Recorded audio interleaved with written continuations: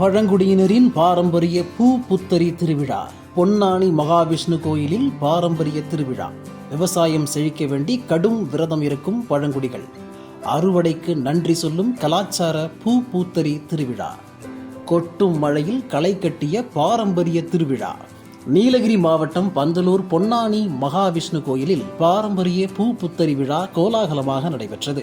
பந்தலூர் பகுதியில் வசிக்கும் பழங்குடியினர் மலையாள மாதமான துலாம் மாதம் 1ஆம் தேதி முதல் 10 நாட்கள் விரதம் இருப்பர். ஆண்டுதோறும் அறுவடை திருவிழாவாக இந்த பூ புத்தரி விழாவை கொண்டாடுவது வழக்கம். அதன்படி இந்த ஆண்டு விரதம் இருக்க உன்னிகிருஷ்ணன் என்பவர் தேர்வு செய்யப்பட்டார். 10 நாட்கள் கோயிலில் தங்கி விரதம் இருந்து அறுவடைக்கு நன்றி சொல்லும் பூஜையில் உன்னிகிருஷ்ணன் பங்கேற்றார். பூஜை செய்யப்பட்ட வேஷ்டி மற்றும் பிரசாதத்தை கோயில் நிர்வாகத்தினர் உன்னிகிருஷ்ணனுக்கு கொடுத்து மரியாதை செய்தனர். பழங்குடியினர் மற்றும் கோயில் நிர்வாகிகள் ஆலத்தூர் பகுதியில் உள்ள வயலில் சிறப்பு பூஜைகள் நடத்தினர். வயலில் முதிர்ந்த நெற்கதிர்களை அறுவடை செய்தனர். நெல் கதிர்களை உன்னிகிருஷ்ணன் தலையில் சுமந்து வந்து கோயில் மேல் சாந்தி சுதீஷிடம் ஒப்படைத்தார். பூஜை செய்யப்பட்ட நெற்கதிர்கள் அருகிலுள்ள கோயில் மற்றும் மக்களுக்கு வழங்கப்பட்டது.